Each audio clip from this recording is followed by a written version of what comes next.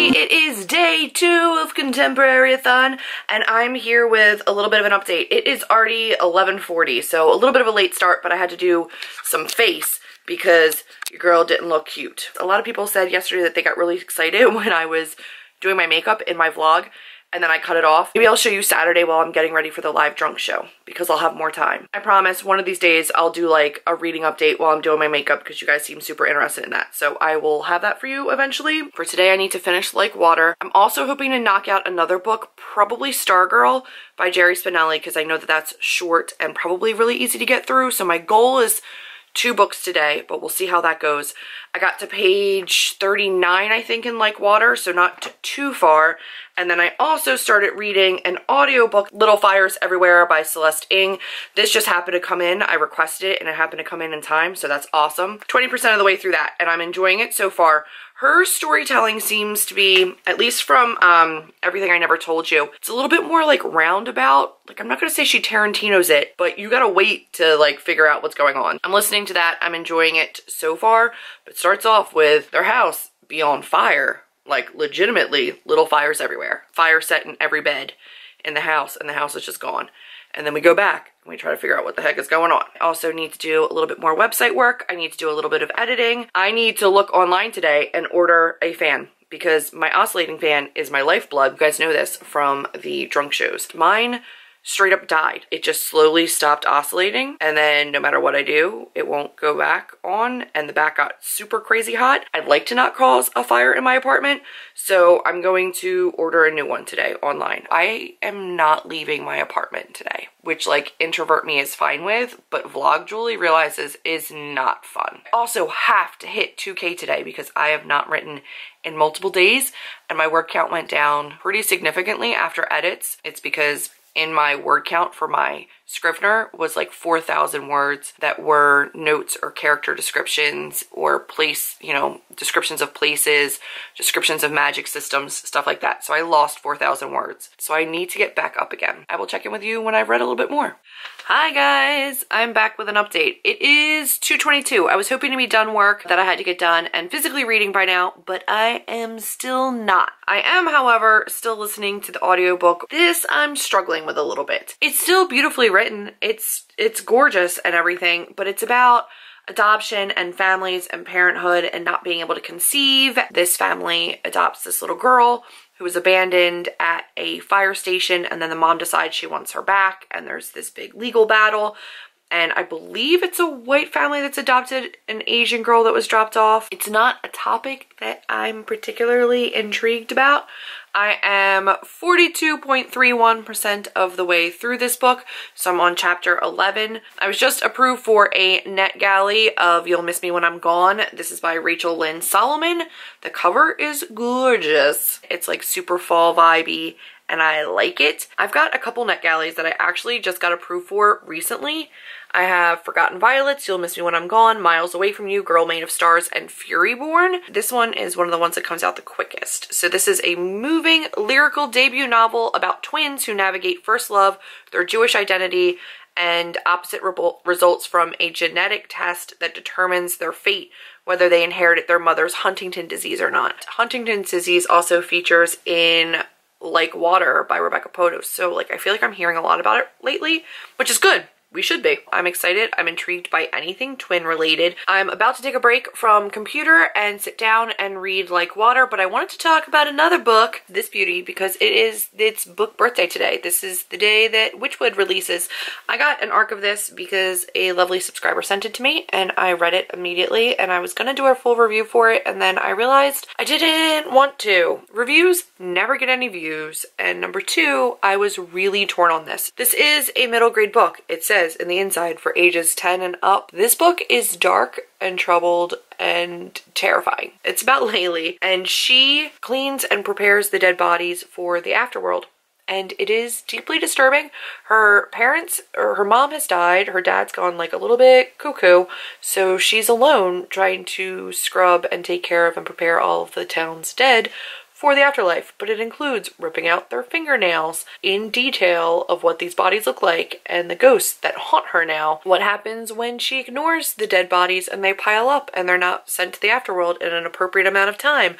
because it's not anything good. It has all of Tahereh Mafi's kind of whimsy, but in a very, very dark way. The thing is that it's not a bad story in terms of the moral of the story. It's got a gorgeous message at the end of it about not letting yourself be taken advantage of and standing up for yourself and not being afraid to ask for help and things like that. But at the end of the day, it's dark and terrifying, and there's no way I would let my 11-year-old niece read this book. It is way, way too dark. But you can tell that this does have different fairy tale and folklore and a different cultural background to it, which I appreciate the diversity of that a lot. That's my thought on this, but I still am really glad that I have it because it's gorgeous. So I decided to lay in bed and read like water, which was a mistake because I fell asleep for 3 hours. See this mark on my face?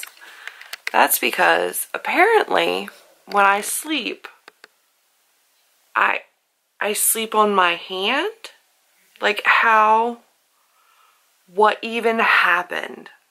What did I do in my sleep? I have white sheets. I really have to write, but I might just keep reading. I got to page 74 from 39. I'm not even halfway done like water yet. I was not expecting that nap. All right, I'm gonna go do stuff. I'll be back. In an attempt to save any kind of reading for the day, I'm going to finish Passionate, which is a collection of short stories and poems by Amber Lachelle, aka Amber's Books and More. I am partway through this, and she gifted this to me a while back, and I just stopped mid-reading. So I still have half of this to go, but it should be a relatively quick read. So I'm going to finish this, and then I think I'm going to start Stargirl, which Chelsea said could count for my dark and twisty, which I don't think is what I'm going to use for that, but we'll see how the week goes. But I do know that this is over 5 years old.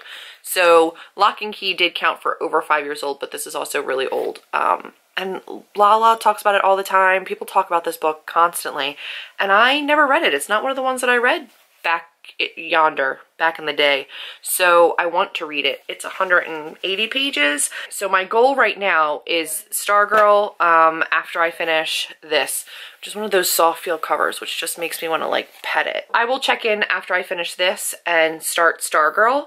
That's my goal. Let's see, it's 9 o'clock now, so I'm gonna see if I can knock these out. Time to go, go, go, go. I'll see you soon. I finished Passionate by Amber Lachelle, and this collection of short stories, it's like short stories, poetry, but some of the short stories are split up, so there's like different sections and different parts of them.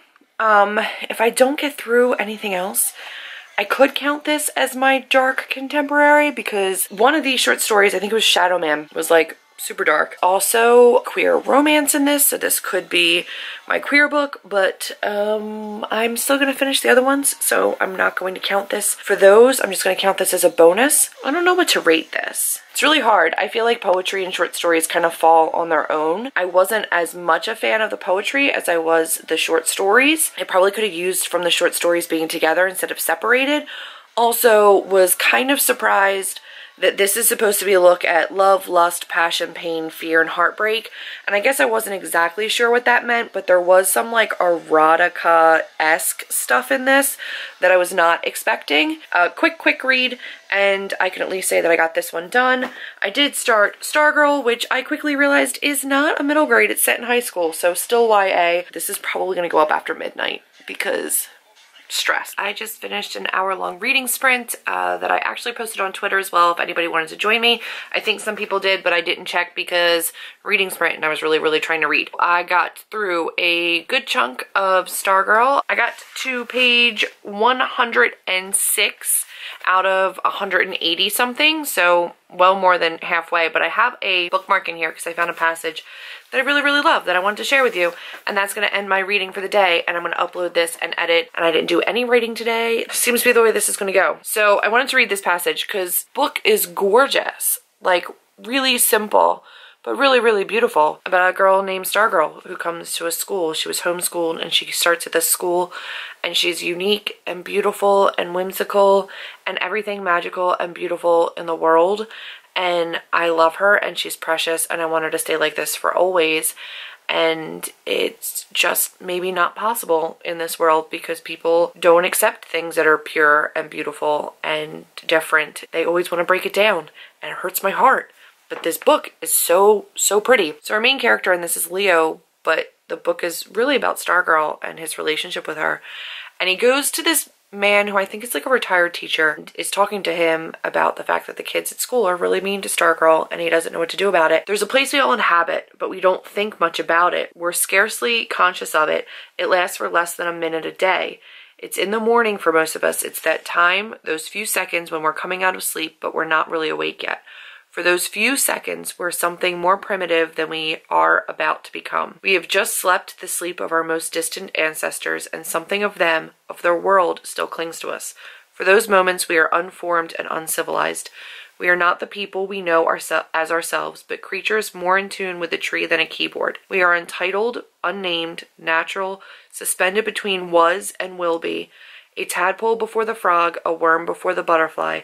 We are, for a few brief moments, anything and everything we could be. And then we open our eyes and the day is before us and we become ourselves. He's basically saying that Stargirl lives her life in those moments that we only have a few of between waking and being. And that is gorgeous. So I'm going to leave my reading for then. Finished one book, got more than halfway through Little Fires Everywhere, more than halfway through Stargirl, and read a little bit more of Like Water, but that's day 2.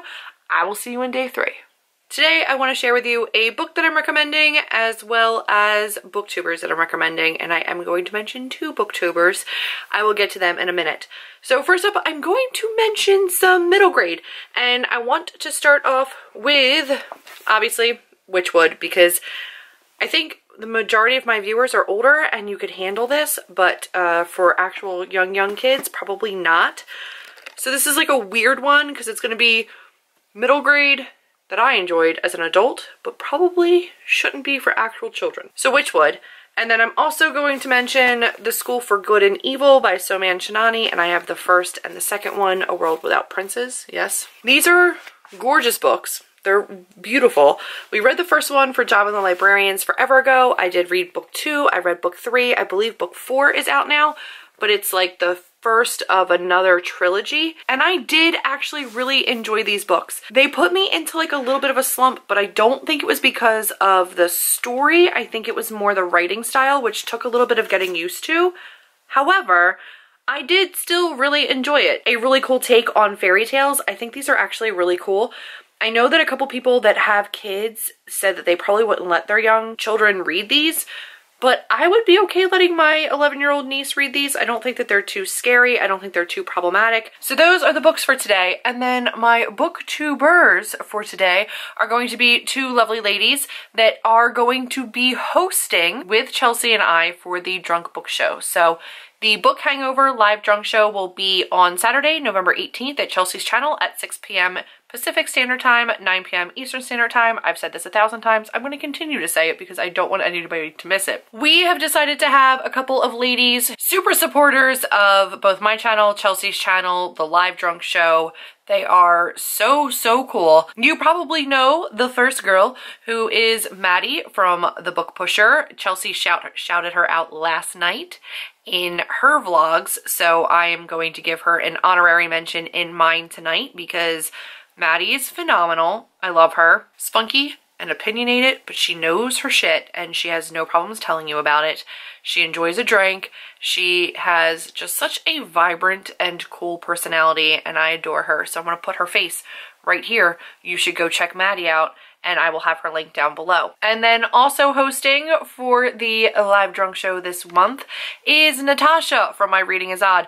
I'm gonna put her face right here. Can you even stand it? Natasha stood out to me immediately because A, have you seen her hair? Chelsea and myself and Natasha make quite the little trio with all of our crazy hair colors and I adore her. No nonsense, has no problems dropping the F-bomb. She likes darker books than I typically like, but she also really enjoys those psychologically dark books, which I'm a super fan of. Really love her voice and her channel, and her aesthetic is on point. She's also got a makeup channel, but girl be big in the makeup world, and I am not. She's very sweet and supportive all the same, and I'm super excited to have both Maddie and Natasha for the live drunk show. You guys should go check them out down below. If you are not already subscribed to them, I don't know what's wrong with you, but go subscribe to them and then binge watch all of their videos. Let them know that Chelsea and I sent you, and prepare for Saturday's live drunk show because it's going to be a lot of fun. I think that the four of us are going to have a blast. That's it for this update. I will see you guys in tomorrow's vlog. That's it for day 2 of ContemporaryAthon. But all over, a success. I did really well today. I'm down with it. I'm about it. I'm excited, and I will see you guys on day 3 of ContemporaryAthon vlogging. Be sure to comment down below with how you're doing so far. That's it for this video. If you liked it, give it a big thumbs up, click subscribe, and I will see all of you in my next video. Bye, guys.